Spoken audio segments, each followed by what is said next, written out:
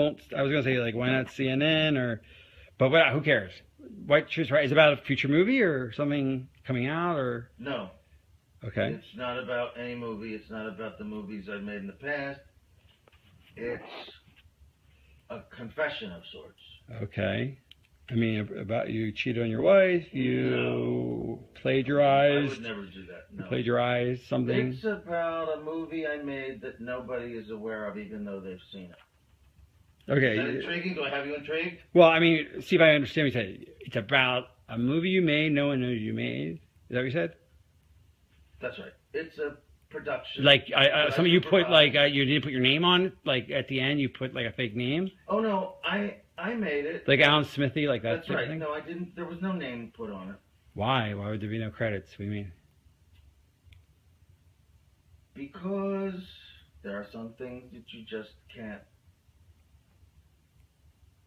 put your name on. Okay.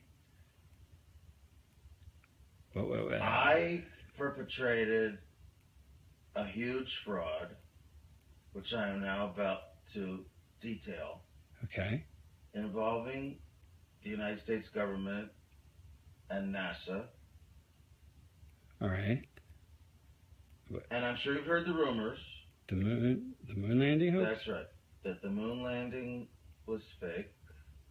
The moon landings all were fake. And I was the person who filmed it. You're serious and okay. I'm serious. I'm dead serious. Because I only have this certain amount of time with you, and I'll talk about whatever you want. You know, this isn't some type of joke or no, it's not film within a film thing. Not a joke. Nope. Okay. The conspiracy theorists were right on this occasion. Why? I don't know about Paul McCartney's death, but this they were right about. Okay.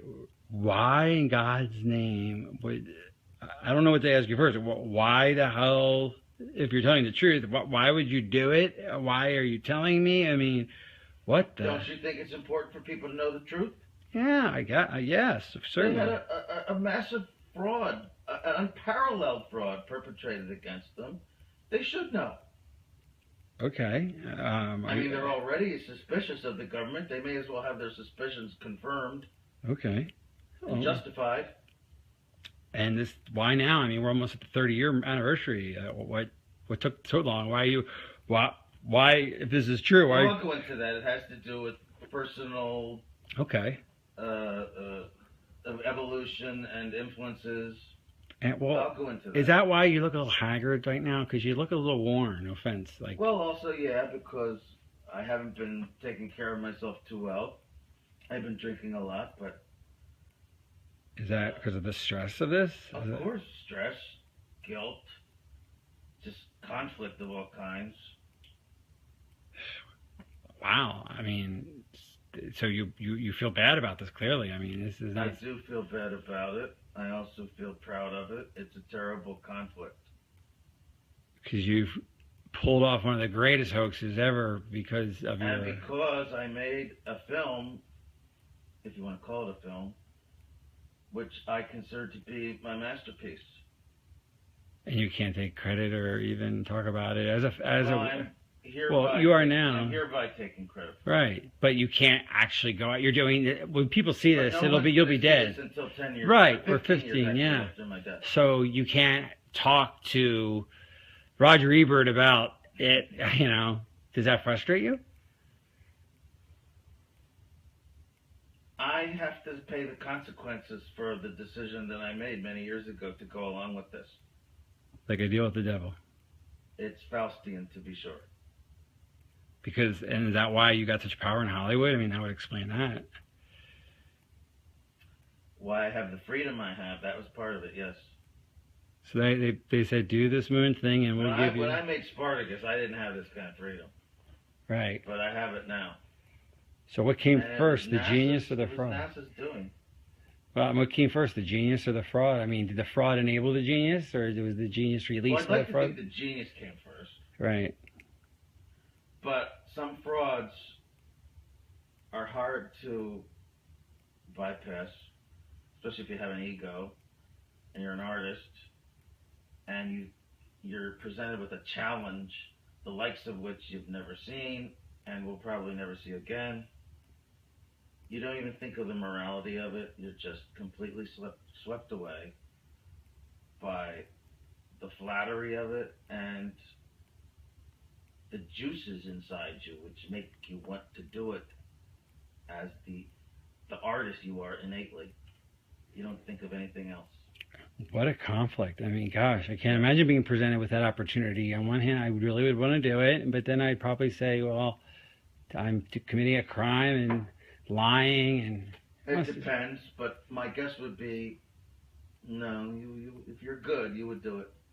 I discussed this with Levinson, Barry Levinson. Right. I discussed it with... Oh, he made Wag the Dog, right? Yeah. Yes. Spielberg, of all people, believe it or not, yes. So wait, Wag the Dog... Coppola, Scorsese, even Woody Allen I discussed. There isn't one of them who wouldn't do this. Right. And so Barry Levinson must have been influenced by this whole... He must have known, so that's... Wag the Dog is about this whole idea. I mean, that's why... The character was named Stanley. Right. And he gets killed at the end because he demands credit. Tell me about the making of it. So, was it difficult? I mean, committing the greatest fraud, I don't know what you want to call it. I'm not saying it's a... Okay. A lot about that at the time. I know, so I'm not making moral judgment, but making this huge, ambitious, technical faux landing, was it harder than 2001? Was it very difficult? I mean, what was the experience like? Artistically, practically, emotionally, what was it like? Nothing was harder than 2001. So 2001 was harder than faking the moon landing? It actually was. Because you learned things on 2001 and... Yes. I mean, 2001 was very ambitious. And that's not to say that faking the moon landing was not ambitious. But, yeah, I learned things making 2001, which is why I got this gig in the first place, right? Right, that makes sense.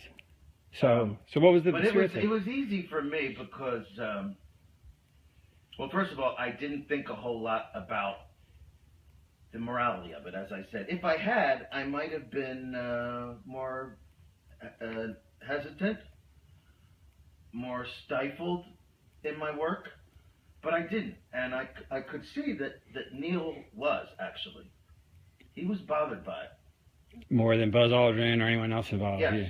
Yeah. Okay. Yes. About because in what? a way, everything was going to center around him. He was the one who was supposed to come down off the ladder and announce the step for mankind and what have you. He sensed that this was going to be a life-changing experience for him, and I mean on a major scale. Actually, he was rather tortured by it the rest of his life. Really? I mean, is that why you didn't give interviews? Yes, and in fact, that actually began to affect my own perception of it, watching what happened to him. Okay, in what way? Just seeing the deterioration of him? And I mean, was he depressed or? He was depressed. He was drinking heavily, bitter, scared, just phobic, avoiding people. And that guy Bart Sibrel or something tried to get him to swear in a Bible. I mean, when I say it affected me, that's why there was so much time in between films for me. Between Full Metal Jacket and between The Shining and Full Metal Jacket was about 6 years. Between Full Metal Jacket and Eyes Wide Shut is 13 years. Yeah. And a lot of that time was spent just like just emotionally processing? Yes. It became very conflicting for me. I was proud of my work, but at the same time, and this was a lot because of Neil's influence. Not consciously. He didn't do this to me consciously. But I spent a lot of time with him, and each time I did, I became more and more bothered, troubled by my own participation in this. Okay. Well, what would he say? I mean, did he explain the source of his depression? He was on the verge of tears. He did not cry. I won't say he cried, but he was on the verge of tears so many times because of what he did. I mean, what he participated in. It's almost as if he thought up the idea, you know? Right. He felt that guilt. He was almost used, really. Okay. But he's the one who felt the guilt. I'm sure NASA did not feel that much guilt. And, I mean, why did he go up, I wonder? I wonder why. Because they promised him a seat in 3 years when they figured it out. They kept lying about it being possible. So why do you think he did it? Why did Armstrong do it in the first place? He thought, they kept saying, we'll be ready in 3 years and you'll go then. Just lie now and we'll go in 3 years. The funding will keep going and we'll figure this out and you'll go. Oh, actually go. Right, okay, yeah. And but they were lying, Yeah. and they figured it out. And he got really, so cynical. Got it? Okay. So why did Armstrong go? I mean, he was such a moral, principled man. Why would he go on a fake moon mission? I don't believe that. Well, they strung him along because they led him to believe, oh, don't worry, we're going to have the money in a few years, and we'll actually go, and then you will go. They'll have. Of course, You mean they'll have the technology in a few years? Yes. Okay. They will have enough. They will. Yes, they will be able to actually perform the miracle of going to the moon. And yes, he would be in the saddle. So in other words, okay, let's make this clear. Kennedy set a deadline, psychological deadline of the 60s. They knew they couldn't beat it. Right. But they would be they great could PR if they did. Right, and if they did, you're saying they sincerely thought that they would really get there within a few years. I believe, yes, they did think so. Because that's what that's... Although some didn't. There was a difference of opinion. There were some that just believed honestly that we will never be able to get there. There's just no chance. That Werner and I used to have coffee in the mornings, and he was like, there's no fucking way. Even Werner von Braun. All right. So keep going with that. Some people didn't believe that you could go even? Well, Werner von Braun, of course, didn't think so. The director didn't think so. The man was just too brilliant. He knew that we couldn't do it. Yeah. So, okay. I'm talking about a guy working on two lost causes, Nazism and the quest for the moon. I mean, he really did, and he didn't tell them. I mean, did he ever tell them? Did he tell NASA? Did he tell the president we can't go? I mean, he must have been broke the news. He was very old, of course, at the time, and a lot of people just dismissed him. Younger, more ambitious people. Some of them really thought we could get there. Right. Or wanted to believe it. Maybe on a conscious level they knew we couldn't, but they just wanted to believe the impossible because they were so full of themselves. And so full of the dream. Yes. The dream was very powerful. And that's what beguiled Armstrong. Here is a noble stand-up guy, and he didn't want to be part of the lie, but he knew he'd get a seat if he played ball on when they actually did go up. He was too good for this. But that day never came, obviously. That day never came. And what did that do to him? I mean... It gradually destroyed him, I think. Okay. He deteriorated. Like I said, he drank a lot. He was full of self-recrimination, and so was I. Well, mainly from his influence. It's like I caught it from him. And now tell a story about, I talked to him one last time before his death, and he made me promise to get this news out. It was too great. It was, one last story. I died before him. Okay, one last conversation right? The last conversation you had was about 3 months ago. Right. And he said that, that he record, he's going to write a letter and put it in a drawer, and maybe his wife someday will give it out, but he's like, all right, Stanley, you're a media guy. You got to tell the truth one day, right before. But he urged me to tell the truth. He knew he couldn't because of reasons because he was a government employee his whole life and he had a government pension. And here I am, a millionaire. You can afford to, Stanley. Tell the truth. I still get a government pension. You know what I'm saying? And that's been eating on you to do this. And that's why you're not doing it now. You're doing it 15 years from now. Or whenever. In other words, you're telling this, that's why you're not announcing on CNN. It's because you're going to honor his wish. But you're not ready for it now to come out. But you're doing this for Neil. Why am I putting it off? Because I think I'll be Because you don't want your family, you want to be dead. Right. And you want your family to have 15 years on it. Your wife will probably be dead and your kid will be grown. Right. You want distance from your legacy from this truth. That's it. Okay. Right. So what happened, So what really motivated contacting me as a filmmaker was I talked to Neil, okay, and I really felt guilty, and that's why I arranged for you to interview me because I wanted to blah blah blah. Let's talk about the motive. So Neil really got to you. I mean, it sounds like he's the impetus of this entire confession in a way. I mean, it's like a theme. Like, so he really Yes, made you influenced me. become circumspect about this. He even virtually begged me to reveal all this. He couldn't do it himself. He has a pension to worry about. I had basically nothing to lose. I'm, an established filmmaker, not involved with the government in any way except for this one job. And I made my millions. I'm really basically set for life. I'm almost 70. But you still must fear one thing they can do to you, which is, I mean, I don't know. Do you ever? I mean, you obviously. Do you ever worry about them killing you because of the secret? I mean, you have become a bit of a recluse. I don't know. With the Yeah.